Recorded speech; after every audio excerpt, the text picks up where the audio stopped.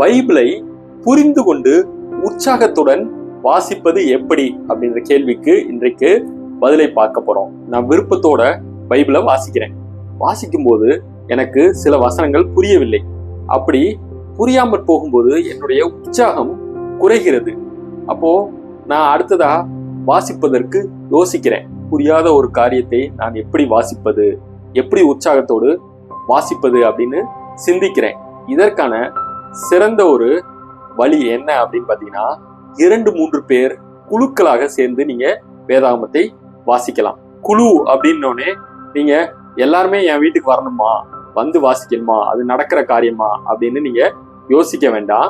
இதை எப்படி நீங்க பின்பற்றலாம் அப்படின்னு பார்த்தீங்கன்னா, நீங்க 3 பேர் சேர்ந்து வேதத்தை வாசிக்கிறீங்கன்னா 3 பேரும் இன்றைக்கு நான் இந்த வசனத்தை, இந்த அதிகாரத்தை வாசிக்க வேண்டும் அப்படின்னு சொல்லி நீங்க தெரியப்படுத்துங்க. சரியா? தெரியப்படுத்திய பின் அந்த அதிகாரங்களை நீங்க வாசிங்க. ஒரு நாளைக்கு ஒரு 20 நிமிஷம் நீங்க செலவழி உங்கள் கருத்துக்களை பரிமாறிக்கொள்ளுங்கள். அதன் பின்பு சந்தேகத்தை தீர்த்து கொள்ளுங்கள். ஒருவரை ஒருவர் உற்சாகப்படுத்துங்கள். அப்படி செய்யும் போது நீங்க உற்சாகத்துடன் புரிந்து கொண்டு பைபிளை எளிதாக படித்து முடிக்கலாம். சரியா? இந்த வழியை நீங்க பின்பற்றுங்க. எவ்வளவு எளிமையா பைபிளை வாசித்தீங்க அப்படின்னு சொல்லி மற்றவர்களுக்கும் பகிர்ந்து கொள்ளுங்கள். தேவன் தாமே உங்களை ஆசீர்வதிப்பாராக. ஆமென்.